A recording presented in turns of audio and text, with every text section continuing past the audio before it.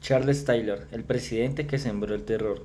Hablar de la guerra civil en Sierra Leona es hablar de una de las atrocidades más brutales a finales del siglo XX. Una guerra donde se popularizó la amputación de partes humanas como táctica de terror, donde los niños fueron convertidos en soldados y fueron convertidos y adictos a las drogas. Y también donde el conflicto por los diamantes de sangre se grabó a fuego en la conciencia mundial.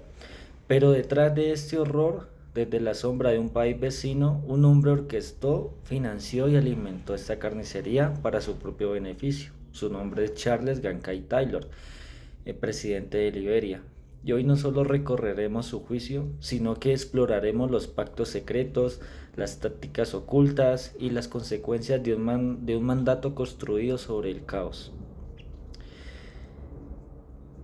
Para entender su participación en Sierra Leona, debemos entender a Taylor, que no era un señor de la guerra cualquiera. Las biografías le presentaron como el tercero de los 15 hijos de padres liberianos afincados en un suburbio de Monrovia.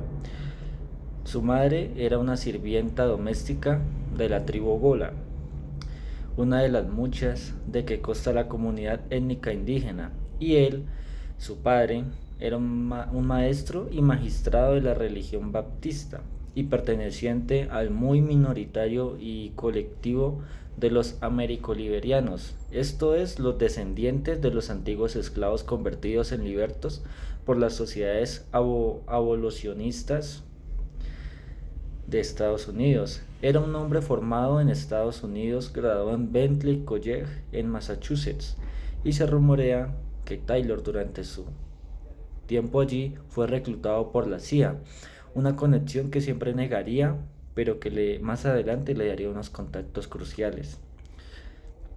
Su ascenso al poder en Liberia comenzó cuando invadió el país desde Costa de Marfil para derrocar al régimen de Samuel Doe, un sargento mayor semianalfabeto de 28 años, quien años atrás había tomado a Taylor a su servicio. Le confió las agencias de recursos generales de Liberia, la intendencia de la administración del Estado y también, además, le nombró viceministro de Comercio, oficinas que le dieron acceso también a todo tipo de recursos lucrativos.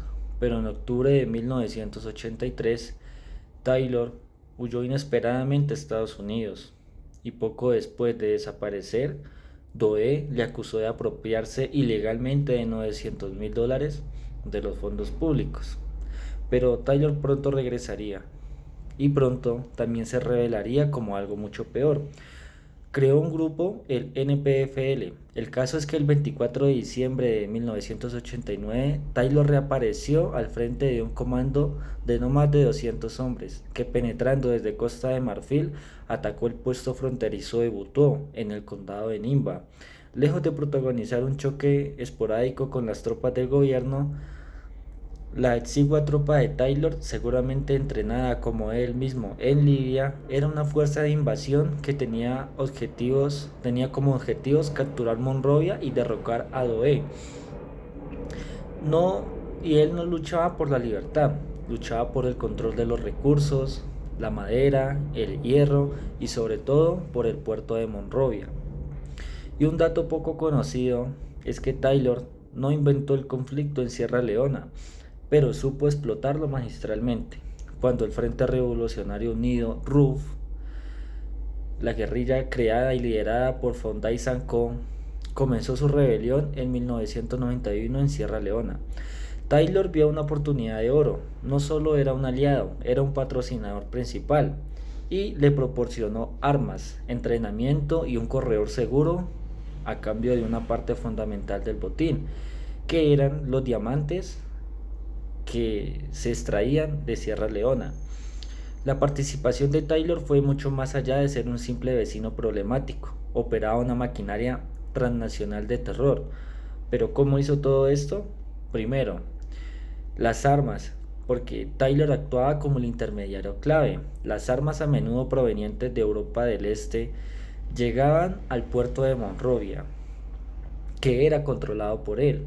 De allí se transportaban a través de la frontera porosia hacia el RUF, hacia las guerrillas del RUF en Sierra Leona, eran entregadas hacia ellos. Y segundo, el pago, porque las guerrillas del RUF no pagaban con dinero, sino que pagaban con diamantes, y estos fueron conocidos como los diamantes de sangre. Taylor blanqueaba estas piedras a través de su red y las vendía en el mercado internacional con documentos liberianos legítimos, así lavando así su origen sangriento. Y se estima que ganó cientos de millones de dólares con este comercio.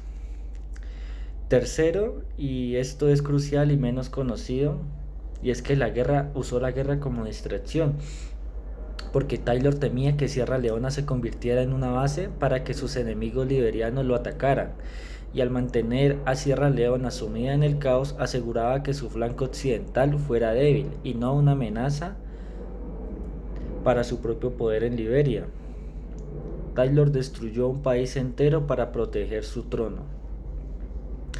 Y cuarto, Taylor usó también el terror como herramienta, porque el RUF entendieron que el miedo era más efectivo que la muerte. Por eso promovieron las amputaciones masivas, las violaciones sistemáticas y el reclutamiento de niños. Y un dato muy escalofriante y poco difundido, y es que se sabe que Taylor enviaba a sus propios especialistas del terror de su guerrilla originaria, el NPFL, para adiestrar a las guerrillas del RUF en estas tácticas de brutalidad psicológica contra la población civil en Sierra Leona. En 1997, Taylor logró su objetivo y se convirtió en presidente de Liberia bajo unas elecciones democráticas. Su eslogan de campaña era aterradoramente revelador. Los liberianos víctimas del conflicto decían: él mató a mi padre y él mató a mi madre, y votaré por él. O también decían: es mejor el diablo que conoces que el ángel que no conoces. Y de una manera casi explícita, Taylor venía a advertir o que ganaba las elecciones o que habría una guerra de nuevo.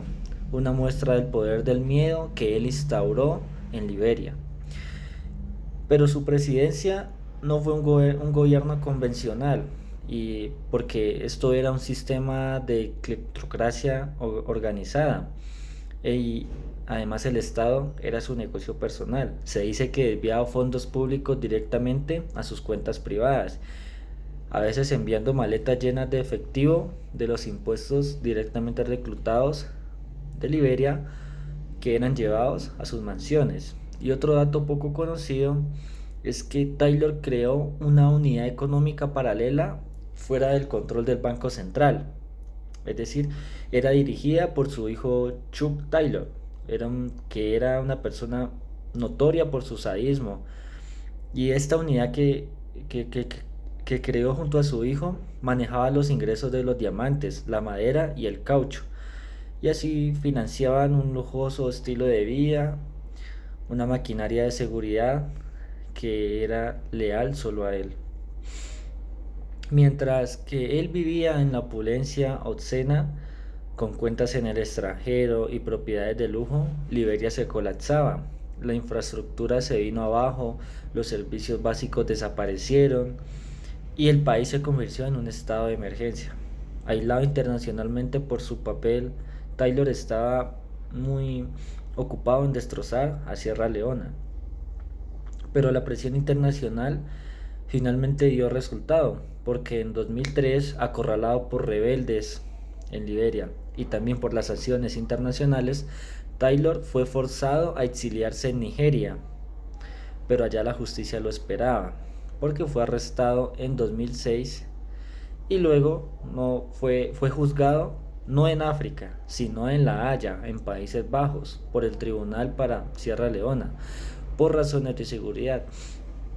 Y el Tribunal Especial para Sierra Leona lo acusó de 11 cargos por crímenes de guerra y contra la humanidad. Y este fue un juicio histórico, porque era la primera vez desde los juicios de Nuremberg que un jefe de Estado en funciones era condenado por un tribunal internacional. también pues la evidencia fue muy abrumadora. Los testimonios de las víctimas, los documentos financieros que trazaban la ruta de los diamantes, y lo más impactante fueron las interceptaciones telefónicas, porque en ellas Taylor era escuchado dando órdenes, discutiendo envíos de armas y negociando diamantes con las guerrillas de Al-Ruf, desmontando por completo su defensa. En 2012 fue hallado culpable no por cometer los actos directamente, sino por ayudar e instigar los crímenes, y fue condenado a 50 años de prisión y en una sentencia que cumple actualmente en una cárcel de Reino Unido.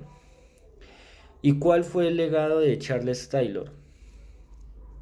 Y podemos ver que dejó un legado en dos naciones traumatizadas. Primero en Sierra Leona, porque este país perdió una generación entera, marcada por la mutilación y el trauma psicológico. Y en Liberia, que tardó años en recuperarse de su reinado de corrupción y violencia. Además, su juicio sentó un precedente crucial, y es que ningún jefe de Estado está por encima de la ley, y que la justicia internacional, aunque lenta e imperfecta, puede alcanzar a los poderosos. Y pues la historia de Charles Taylor es un recordatorio sombrío de cómo la ambición de una persona alimentada por la riqueza de los recursos naturales y de la impunidad puede desatar un infierno en la tierra. Y pues que fue un infierno cuyas cicatrices, tanto en Liberia como en Sierra Leona, aún están muy lejos de cerrarse.